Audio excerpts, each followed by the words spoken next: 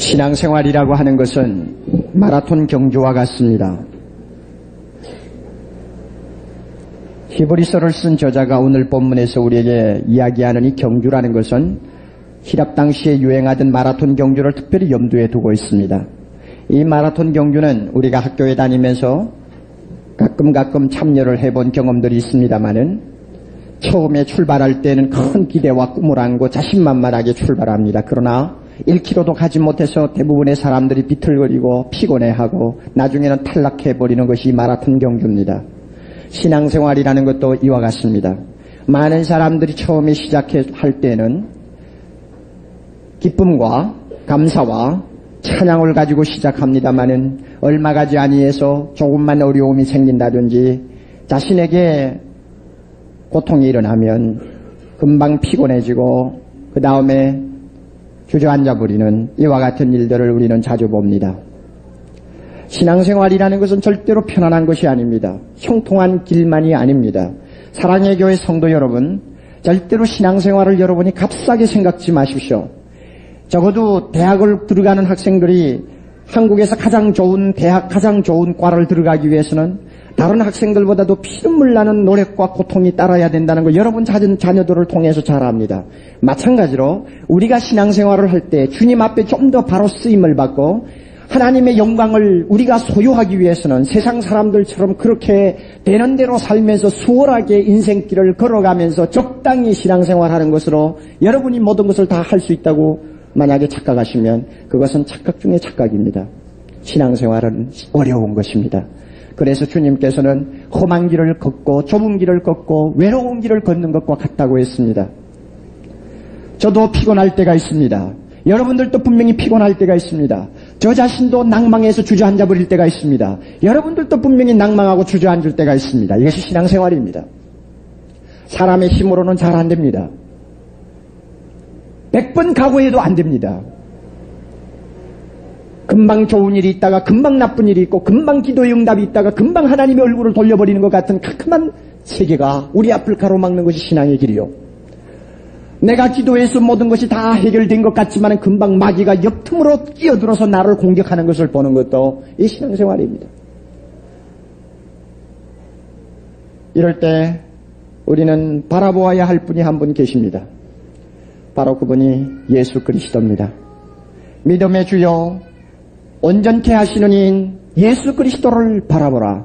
오늘 설교의 테마입니다. 여러분 꼭 외우세요. 다 같이 믿음의 주여 온전케 하시는 이인 예수를 바라보자. 이 말씀을 꼭 외우세요. 믿음의 주, 또 온전케 하시는 이인 예수, 이분을 바라보자. 이때 이 바라본다는 말은 설명을 좀 해드려야 되겠습니다. 왜 우리 한국말로 바라본다고 하는 막연한 이런 표현을 사용을 했는지 모르겠습니다. 원래 뜻은 여러분 영어를 사용해서 죄송합니다. fix라고 하는 뜻입니다. 고정한다. 아주 못을 박는다 하는 뜻입니다. 우리가 그야말로 중요한 무엇을 우리가 포착하려고 할 때는 전 시신경을 집중해가지고 그 하나만 끝까지 응시해서 무엇인가를 확인하려고 하는 때가 있습니다. 그럴 때 우리는 절대로 눈동자를 좌우로 두리번거리지 않습니다. 똑바로 응시합니다. 이것을 일컬어서 여기서 바라본다. 주님을 우리가 바라보는 마음은 두 마음이 되어서는 안 됩니다. 한 마음이어야 합니다. 나누어진 마음은 안 됩니다. 나누어지지 아니한 단순한 마음의 눈을 가지고라야 바라볼 수 있습니다. 주님 바라보았다가 세상 쳐다봅니까? 베드로처럼 주님 보았다가 파도를 봅니까? 예수 쳐다보았다가 내 형편을 돌아봅니까? 마음이 오락가락하는 것은 눈동자가 왔다 갔다 하는 것이요, 마음이 갈리는 것이요. 이렇게 될 때는 여기에서 믿음의 주여 또 온전케 하시는 인 예수를 바라보자 하는 이 바라보자 하고는 거리가 먼 일입니다. 여러분의 마음이 주님에게 집중이 되어 있지 않는지 한번 검토해 보시기를 바랍니다. 교회에 나와서 설교를 들으실 때는 여러분은 예수를 바라보는 것 같이 하지만은 나가서 신앙생활 할 때에는 여러분 일주일 동안 과연 예수 그리스도만을 바라봅니까? 과연 예수 그리스도만을 바라봅니까?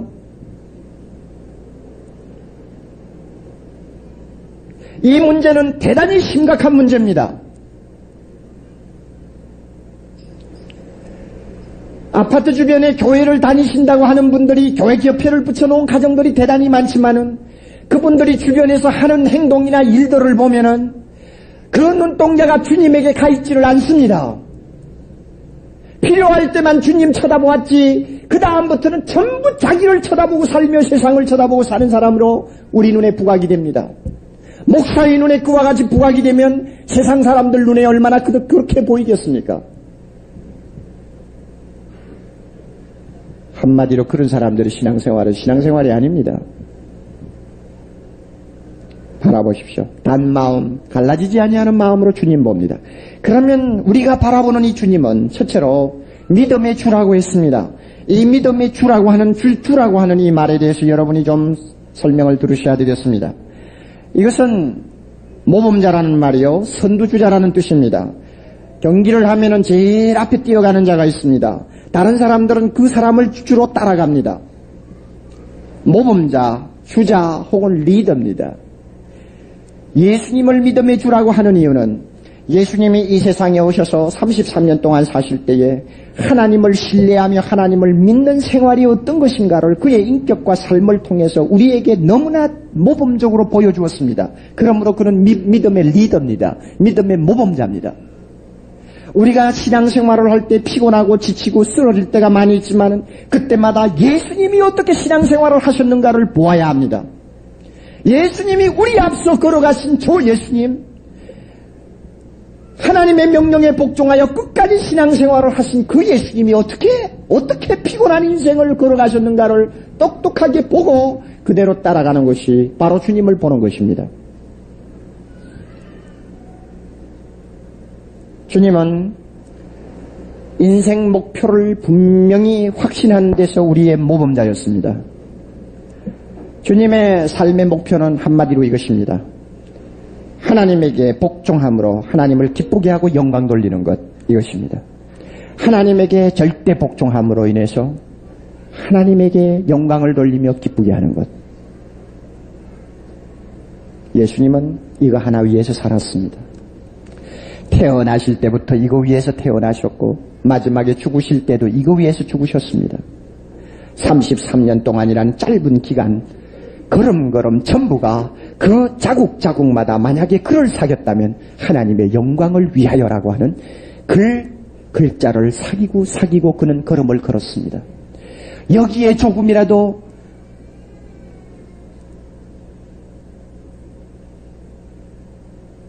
착각이 일어난다든지 여기 조금이라도 잘못될 수 있는 어떤 위험이 개재된다고 생각할 때는 절대로 그는 타협하지 않았으며 돌아서지 아니했으며 양보하지 않았습니다. 이것이 주님의 길입니다.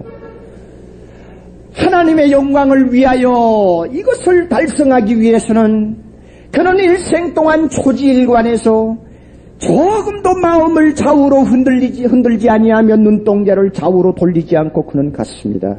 이것이 주님의 길입니다. 피곤할 때도 가셨습니다. 낙심이 될 때도 가셨습니다. 많은 사람이 배쳐갈 때도 가셨습니다. 무거운 십자가를 져야 될 때도 서슴지 않고 갔습니다. 우리가 믿음 생활에 피곤이나 낙심이 오지 않도록 사전에 방지하려면 왜 내가 인생을 사느냐에 대한 목표가 뚜렷이 정립이 되어야 합니다. 제가 설교할 때마다 드리는 말씀입니다. 여러분 왜 삽니까? 누구를 위해 삽니까?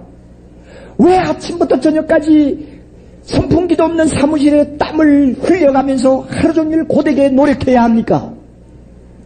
왜 집안에서 자녀들에게 시달려가면서 그 설거지 일, 별 수도 없는 일들을 하루 종일 하면서 매일매일 살아야 합니까? 왜 여러분 재산을 모으려고 합니까? 왜 공부하려고 합니까? 왜 남보다도 노력하려고 합니까? 이유가 있어야 될 거 아니에요. 우리는 주님처럼 목표가 뚜렷해야 합니다. 하나님의 영광을 위해서. 하나님의 영광을 위해서 나는 복종하는 삶이다. 이 목표가 있습니까? 건강 걱정을 하시는 분들 많이 계시죠? 여러분, 자기 건강을 왜 걱정합니까? 왜 아침마다 테니스를 치시며, 왜 조깅을 하며, 왜 저 사우나탕에 그 값비싼 돈을 주고는 들어가서 그 고되게 땀을 흘리고 앉아 있어야 합니까? 왜 그렇게 합니까? 이유가 뭐예요? 내 건강 유지하는 것도 누구를 위해서? 하나님의 영광을 위해서. 뚜렷합니까? 목표가 분명합니까? 이럴 때 믿음이라는 게 피곤하지 않습니다. 흔들리지 않습니다. 저보고 하도 간검사 해보라고 그래서 한 반년 동안 시달리다가 결국은 했습니다. 왜 간검사를 해야 되는지 이유를 모르겠어요. 하나님, 내 건강은 하나님의 영광을 위해서 존재하는 건강이고 하나님의 영광을 위해서 내가 살아야 된다면 하나님 내 건강하게 하시는 것도 하나님인데 왜 내가 가서 검사를 해보아야 합니까? 그렇게 고집을 하고 안 갔습니다. 계속 안 갔습니다. 그러다가 너무 주변에서 내가 피곤해하니까 그냥 못 견디게 굴어서 결국 손을 들었습니다. 뭐 간검사가 죄 짓는 건 아니니까 갔죠. 가서 검사를 했더니 그저 결과는 빤하지 않습니까? 그래서 또 한 번 했죠. 또 결과도 빤하지 않습니까? 3번 할 필요가 있습니까? 내가 사는 것이 주의 영광을 위해서. 내가 노력하는 모든 수고가 주의 영광을 위해서. 그러므로 나는 주님께 복종한다 할 때는 건강도 주께 맡길 수 있고 사업도 주께 맡길 수 있고 가정도 주께 맡길 수 있습니다. 믿습니까? 목적이 뚜렷하지 않기 때문에 날마다 우리는 흔들리고 넘어지고 쓰러지고 비가 나고 목적만 뚜렷하면 그 정확한 목표에는 우리 하나님이 함께 하시는 법입니다. 주님이 그렇게 살았어요. 사랑의 교회 건축할 때 여러분 어려움이 있다는 거 여러분 다 알고 계시잖아요. 그럴 때 한번 제가 기도하면서 하나님 앞에 물었습니다. 주여, 정말 교회 건축이 주의 영광을 위하는 것입니까? 그렇다면 내 생명 내놓고 이건 합니다. 또 분명히 주님께서 이것은 도우실 것이요 성공하게 하실 것도 당연한데 과연 이것이 주의 영광을 위하는 것입니까? 그러면서 저는 푸념을 합니다. 서초동에 교회가 45개라는데 주님 알지 않습니까? 우리가 가서 그 교회를 건축하는 주변만 해도 13개라는데 주님 하필이면 거기 가서 앉을 거 뭐 있습니까? 주님 이것이 주의 영광이 아니라면 뭐 3억이 아니라 30억이 날아가도 주님 더 좋은 데를 가도록 해주세요. 교회가 없는데. 그러나 이 자리에서 과연 우리가 주님 교회를 짓고 주의 영광을 위해서 일하는 것이 분명히 주님의 뜻이라고 한다면 어떠한 어려움이 있어도 주님 절대로 두려워하지 아니하며 절대로 좌절하지 아니하며 낙심하지 아니하고 주님 믿고 전진하게 하옵소서. 기도할 때 저 자신이 가만히 생각하면서 기도할 때 주께서 저에게 확신을 주고 계십니다. 지금까지 적은 수의 사람을 통해서 오늘까지 일하신 주님, 누가 거기에 땅을 얻으려고 누가 몸부림을 쳤나요? 운동을 했나요? 하나님께서 자연적으로 주신 땅. 오늘까지 1년 반을 지나면서 그 어려운 수속도를 다 거치게 하신 주님. 이 모든 것은 주의 영광을 위해서 우리 교회가 거기에 있어야 되기 때문에 하신 일인 줄을 확신할 때 비로소 새 힘이 나고 낙심이 되지 아니하며 사람을 두려워하지 아니하며 떳떳하게 일할 수 있다 하는 것을 저 자신이 체험하고 있습니다. 믿습니까? 여러분, 우리의 삶은 목표가 뚜렷해야 합니다. 주님이 가르쳐 주셨습니다. 두 번째로 주님이 가르쳐 주신 것은 인내하게 하는 것입니다. 신앙생활은 인내입니다. 십자가를 참으사 부끄러움을 개의치 아니하시고 주님은 모든 고난을 다 참으셨습니다. 예수님만큼 배척과 배신을 받은 예가 없습니다. 그러나 주님만큼 참으신 예도 없습니다. 그가 하시는 모든 행동은 다 우리가 생각할 때 비현실적인 것입니다. 악을 선으로 갚아야 합니다. 칼을 든 자에게 사랑으로 대우해야 합니다. 모든 승리는 죽음의 길을 통해서만 이루어진다고 믿었습니다. 어느 것 하나 세상 사람이 볼 때에 그것은 정상적인 길같이 보이지를 아니하며 현명한 길같이 보이지를 않습니다. 그러나 주님은 그것이 바로 하나님께서 명령하신 길인 줄 알고 악을 선으로 갚으며 칼을 든 자에게 사랑으로 대하며 영광을 위해서는 죽음의 희생을 각오해야 된다는 것을 분명히 아시고 그는 인내하면서 걸어가셨습니다. 주님의 신앙생활은 인내가 수단이었습니다. 여러분, 진짜 우리에게 인내가 있습니까? 우리는 예수님처럼 수많은 사람들이 목전에 와서 손가락질을 하면서 뺏어가다가 나중에는 안 되니까 한 사람도 남지 않고 뿔뿔이 다 흩어지는 비참한 패배감을 아직도 맛본 일이 없습니다. 우리는 예수님처럼 나를 죽이기 위해서 목에서 나오는 말 한마디 한마디를 지키고 여우처럼 사나운 눈동자로 지켜보고 있는 원수들을 주변에서 하나님의 말씀을 전하는 그런 위기도 당한 일이 없습니다. 우리는 우리를 향해서 십자가를 짊어지우는 무서운 원수들을 아직도 만난 일이 없습니다. 그러나 우리는 불행하게도 너무나 많이 낭망하고 실망하는 예들이 있습니다. 참지를 못합니다. 신앙은 참지 못하면 승리하지 못합니다. 주님이 성경에 자주자주 말씀합니다. 끝까지 견디는 자가 무엇을 얻으리라? 무엇을 얻으리라? 믿음으로 구원 얻는다는 말은 여러분이 많이 듣고 알면서 끝까지 견디는 자가 무엇을 얻으리라? 구원을 얻으리라 하는 말씀은 여러분이 지금 뒷전으로 듣고 계시는 것입니다. 주님이 그 말씀을 하시는 데는 굉장한 의미가 들어있는 것입니다.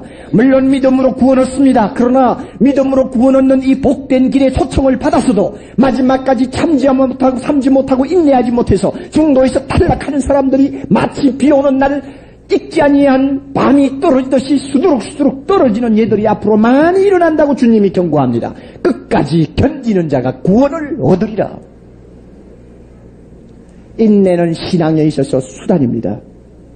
신앙생활에 인내가 수단이 되지 아니하면 우리는 절대로 승리하지 못합니다. 우리 예수님을 본받읍시다.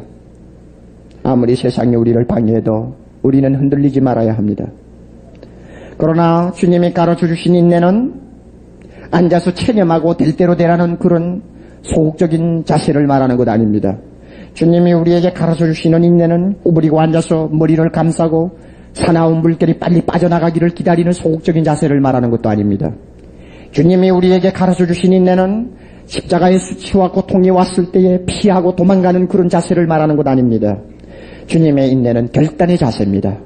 일사각오의 자세, 이것이 주님이 가르쳐주신 인내입니다. 한번 결단하고 목표를 정했으면 절대로 좌우로 흔들리지 아니하며 치우치지 아니하며 뒤로 물러가지 아니하는 인내를 말합니다. 동요하지 아니하는 것을 말합니다. 포기하지 아니하는 것을 말합니다. 최선을 다하는 것을 말합니다. 문제 앞에 어떠한 무서운 대적 앞에 낙담하지 아니하는 것을 말합니다. 불가능한 가운데서 가능성을 보는 소망을 말합니다. 이것이 주님이 가르쳐주신 인내입니다. 저나 여러분에게 이와 같은 인내가 있습니까?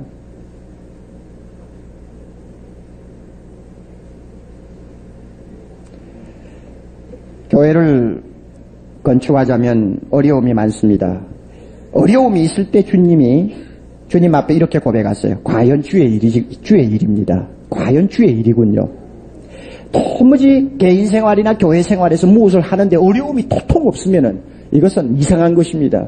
어느 집사님이 그러시대요. 어느 교회가 교회를 짓는데 어떻게 순풍을 달았는지 아무 잡음 없이 아무 어려움 없이 교회를 잘 지었습니다. 잘 짓고 났더니 그러니까 너무 순풍에 꽃 딴 듯이 잘 되니까 교인들도 기도를 안 했습니다. 그저 잘 되겠지 하고는 안일하게 쳐다보고 그저 잘 되기만을 바라보고 있었습니다. 교회가 건축이 되었습니다. 건축되자마자 조금 있으니 교회 안에 시험이 일어나고 목사 부인이 세상을 떠나고 막 그냥 막 폭풍이 불기 시작했다고 합니다. 그러나 처음에 시작할 때부터 시험이 있습니까? 걸리는 것이 있습니까? 어려움이 있습니까? 이것은 분명히 주님 따라가는 길이구나. 우리가 믿어야 돼요. 여러분이 개인 생활할 때도요, 신앙 생활할 때도 어려움이 자꾸 옵니까? 이것은 내가 바로 걸어가는 것이구나. 그렇게 생각하세요. 어려움이 없으니까 이건 뭐가 잘못된 일인지 모르겠다. 여러분 구약 여호수아를 보세요. 복병이 있는 곳에는 중간에 적이 없습니다. 얼마든지 전진할 수 있습니다. 그러나 끝에 가서 당합니다.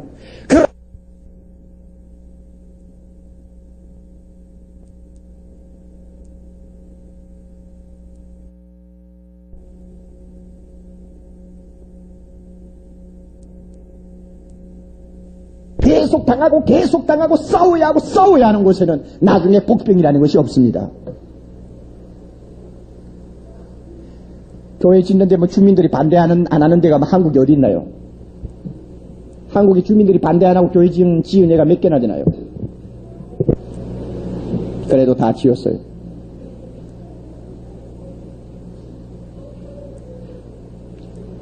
우리는 아직도 교회를 짓고 교회를 지금 건축하는데 앞으로는 모르겠습니다만은 큰 교회들이 과거에 당한 시험은 없어요. 영락교회처럼 교회 짓다가 6.25가 나가지고 다 내버리고 교회 짓다 말다가 도망가고 피난 간 일도 없고요. 여의도 순복음교회처럼 교회 짓다가 돈 지고 교회 건축을 하든 뭐 재정부장인지 건축위원장인지 모르지만은 수억을 집어가지고 일본으로 도망가는 일도 없습니다. 우리 교회 도망갈 사람도 없지만 아직도 우리는 그런 시험 당한 일이 없어요. 그러나 한 가지 여러분 교인들이 분명히 알아둘 것은 하나님의 일, 우리가 분명히 앞으로 주의 영광을 위해서 해야 될 일이 크면 클수록 사탄은 무섭게 도전한다는 걸 여러분이 아셔야 됩니다. 왜? 영적으로 사탄은 우리를 봅니다. 얼마나 큰 존재인가를 봅니다. 주님이 우리를 통해서 일하실 것을 분명히 알고 있는 이상 분명히 저지할 것입니다. 그러므로 우리가 인내해야 합니다. 참아야 합니다. 절대 낙심하든지 뒤로 물러가서는 안 됩니다. 우리는 이깁니다. 왜? 하나님이 이 일과 함께 하시기 때문입니다.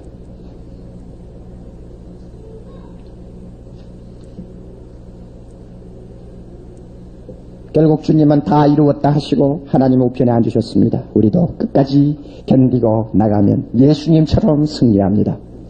여러분 우리 전자제품 보면은 무슨 마크가 있습니까? on, off. 그렇죠? 이 전자제품에는 이것이 잘 되는 것일수록 성능이 좋은 겁니다. on, off. 이것이 제대로 안 되면 이게 엉망이에요. 신앙생활에서도 어떤 사람은 on, off 기계를 달고 다니는 사람이 있어요. 일이 잘 되면 on. 그래서 망가지고 귀찮고 잘 안 되면 off. 그래서 그저 여러분 참지를 못해요. 신앙생활 하는데 어려움이 오는 여러 가지 어려움을 참지를 못해요. 그래가지고 on, off, on, off, on, off 하다 끝납니다. 그것은 거짓 믿음입니다. 여러분 이와 같은 믿음 하루빨리 내버리세요. 항상 신앙가의 믿음은 off입니까? on입니까? 항상 on이고 off는 없애버리세요. 아예 납땜질을 해가지고 언제든지 on에 가서 있도록 하시라고요. 그렇게 해서 어떤 어려움이 있어도 우리는 전진합니다. 계속 전진합니다. 이것이 있네요. 주님이 우리에게 가르쳐 주신 신앙의 모범입니다. 사랑하시는 성도 여러분, 믿음이 없이는 누구를 기쁘시게 못합니까? 하나님을 기쁘시게 못하느니라. 우리 사랑의 교회가 믿음이 없으면 예수님이 가르쳐 주신 그 믿음의 자세, 그 모범이 우리가 없으면 하나님 기쁘시게 할 수가 없습니다. 개인의 생활에서도 그렇고 교회 생활에도 그렇고 교회 건축에도 그렇고 우리에게 이 믿음이 있을 때 하나님이 기뻐하시고 우리를 도와주시며 믿음의 완성자라고 하셨죠. 우리의 모든 소원 주님께서 다 이루어주시는 날을 보게 됩니다. 하나님께서 우리 믿는 대로 구하는 대로 인도하시는 날이 반드시 올 것입니다. 여러분 개인 생활에서도 이와 같은 믿음의 자세를 가지고 주님을 끝까지 따라가는 이번 여름이 되시기를 바랍니다. 다 같이 기도드리십시다.